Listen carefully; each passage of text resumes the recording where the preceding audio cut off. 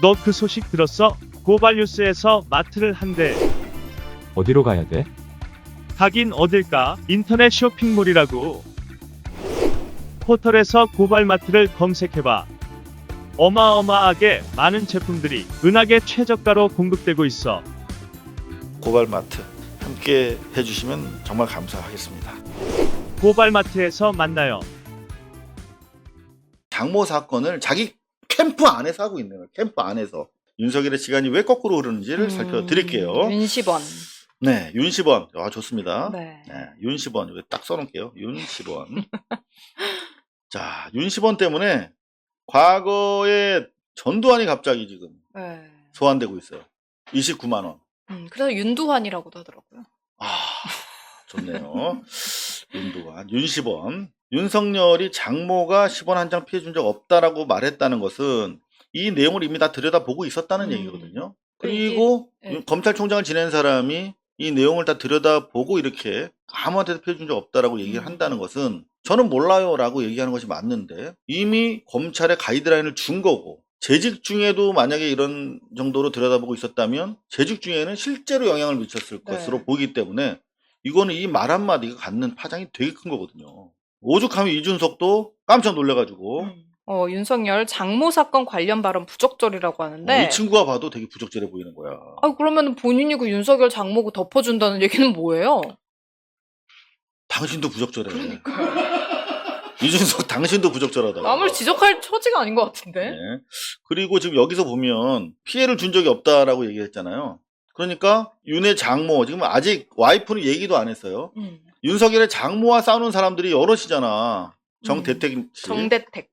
요 분은 진짜 형 감옥까지 산 분이에요. 근데 피해를 준 사람이 없다고? 여성분. 요분은 안소연 씨인데 이분은 어떤 피해를 정대택은 이제 그 은행 허위 잔고와 관련된 사건 여러분들 네. 기억하실 거고 내 이익도 없이 내 돈만 뜯겼다. 성남 도천동 땅 가평 요양병원 파주 공장 등에 투자했던 이 사건 아시죠? 자, 파주 공장 관련해서는 이거 뭐 사전에 뭐 삼성의 개발 소재를 알았냐 말았냐 뭐 이런 식의 의혹이 있는 중대한 하나하나들이 중대한 사건인데요. 여기 보면 투자를 했다가 자기가 돈을 뜯겼다 뭐 이렇게 주장하시는 분이에요. 근데 뭐 10원 한 장 피해 준 적이 없다고? 그리고 노 씨, 요분 노덕봉 씨, 아이고 참 저분들 미치지 않고 살아계신 게 대단한 분들인데 말씀 들어보니까 요분은 또 이 추모공원 사업권 요것도 크게 터집니다. 큰 사건이에요. 이 추모공원 사업권 둘러싸고 뭐 지행사, 지공사 살짝 복잡한데 이 신한저축은행도 중요한 출연자거든요. 여하튼 요것과 관련해서 최 씨와 김 씨 현재 횡령 변호사법 위반 혐의로 수사 중인 사건이야. 그러니까 이 한두 가지가 아닌 거예요. 이 장모 사건이. 근데 10원 한 장 준 적 없다. 이 말 자체가 엄청난 파장을 검사 맞아? 검찰총장 맞아? 우리가 봐도 이거는 의혹이 있어 보이는데 10원 한 장 피해 준 적 없다고? 그런 일반의 잠재된 법 정의, 법 감정을 긁고 있는 것이죠. 자, 그런 식으로 엄청나게 지금 이 장모 라인을 방어할 필요가 있어요. 윤석열 입장에서는. 그러니까 윤 씨 장모가 저거 하나 터지기 시작하잖아요. 요양병원 터지고 뭐 추모공원이 뭐냐면 여러분들 납골당, 대규모 납골당 조성 인허가 과정이 원래 좀 복잡하거든요. 제가 30년 기자질하면서 한 10번 정도 취재했을 거예요. 관련 사안, 서로 다른 사안. 되게 복잡하고 사기 사건이 많아요. 그게. 그런가 하면은 각종 지역 공장이나 또 다른 부동산 관련된 또 피해자들이 있기 때문에 이건 현재 수사 중인 사건이라서 일단 윤 씨 장모가 무너지면 윤 씨 장모와 별개가 아닌 거가 되는 거예요. 왜냐하면 검찰이 봐줬던 사건이잖아. 근데 그 당시에 검찰 수뇌부에 있었고 이거를 인과관계가 무시할 수 없는 수준이기 때문에 그냥 일반 시민이라도 장모가 그렇게 문제 있는 사람이야? 그러면 영향이 미치죠. 근데 이거는 직접적으로 영향이 미치는 거죠. 그죠? 자, 그런가 하면은 그래서 지금 기상이 걸렸는데 요게 가장 최근에 나온 여론조사입니다. 대권 적합도 네, 이재명 28, 윤석열 20, 오차 범위 밖으로 8% 플러스 마이너스 차이. 3.1이에요. 그러니까 네. 6.2%가 오차 최대 폭인데 8%잖아요. 그러니까 오차 범위 밖으로 벗어나서 이재명 지사가 리드하고 있다는 것은 이거는 상당히 중요한 거예요. 근데 이 두 가지 의미가 있습니다. 이 여론조사는 엠브레인 퍼블릭 등 4개 여론조사 기관이 합동으로 하는 거라고 그랬잖아요. 이게 추세가 되게 중요해요. 추세가. 여기 보면 전주 대비 이재명 지사 2%포인트 상승했어. 반면 윤석열은 2%포인트 하락해서 골든크로스가 쭉 이루어지고 있는 거예요. 네. 올 봄에 윤석열 뛰쳐나오고 나와서 쭉 잠깐 올라갔던 게 지금 하향 안정화되고 있는 거예요. 이재명 지사는 지속적 상승세가 유지가 되고 있는 거고. 또 하나 중요한 포인트가 뭔지 아십니까? 바로 요겁니다.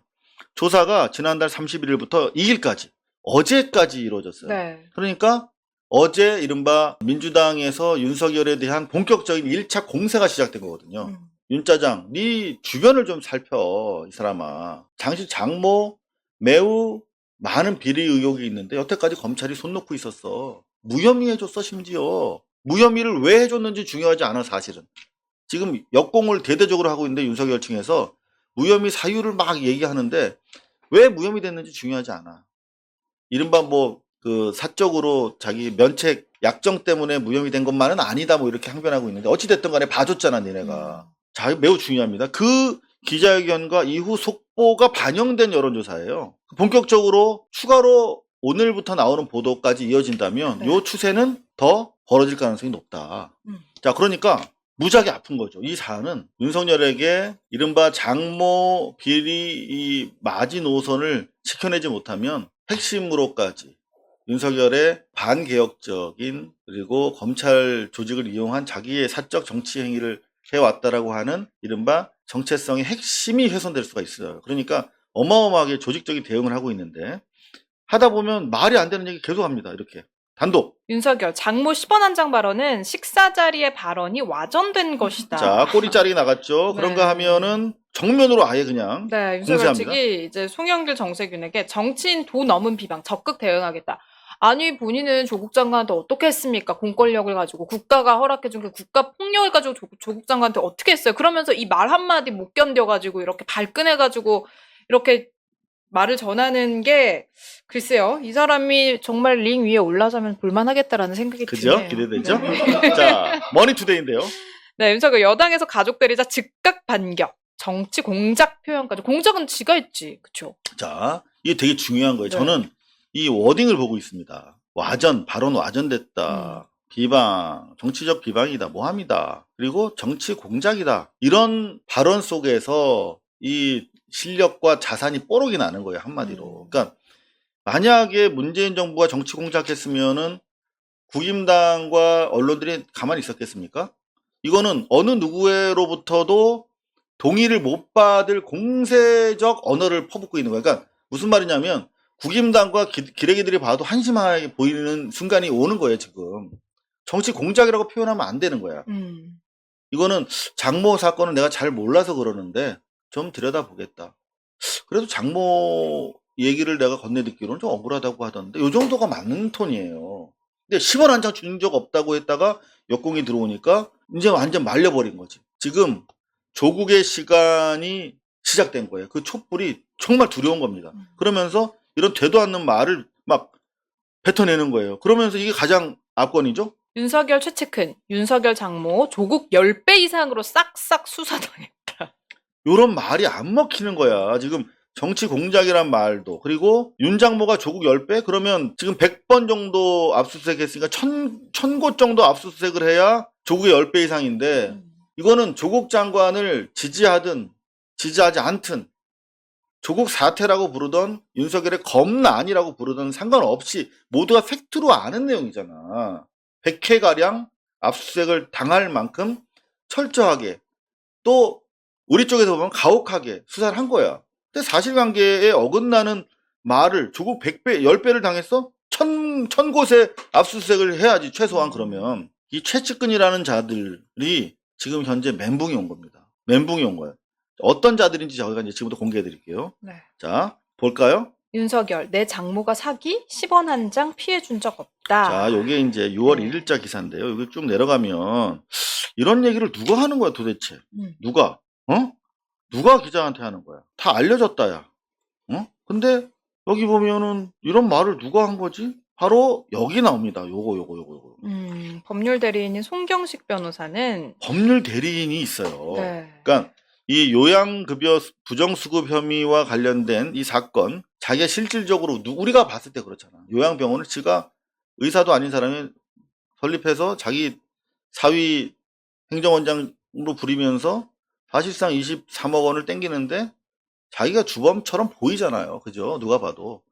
근데 공범들은 다 4년씩이나 실형을 살고 왔는데 파주지청에서 봐줬어? 당연히 의심스럽잖아요. 아니 사실은. 그리고 정경심 교수 같은 경우에는 그 사립대 표창장 위조 혐의 증거도 부족한데 지금 1심에서 실형 받았잖아요. 3년을. 그렇죠.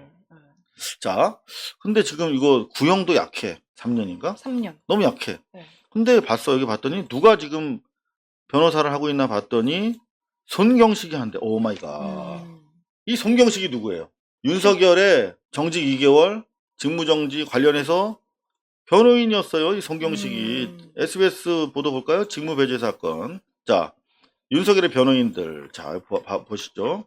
여기 보시면 손 변호사. 이 손 변호사가 바로 이 친구입니다. 손경식.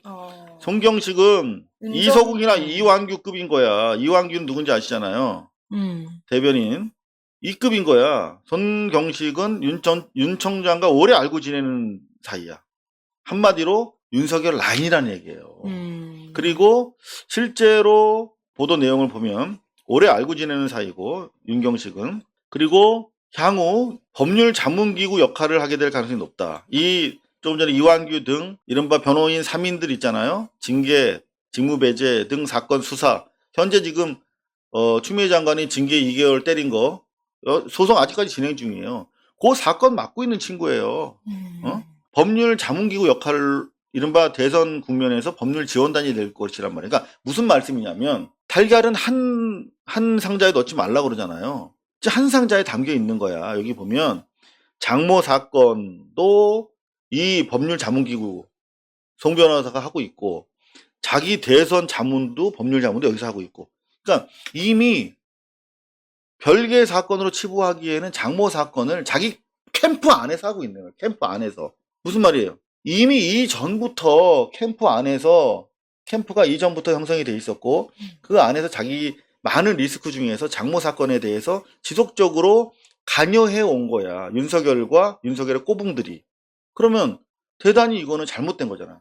검찰총장 시절부터 관리를 해왔을 것으로 보여요. 이 법률 자문기구들이 그때부터 역할을 했으니까. 다시 말하면 장모와 무관한 게 절대 아니고 자기의 대선 법률팀이 실제로 그 장모를 변호하고 있다는 거잖아. 이거는 대단히 문제가 있는 거예요.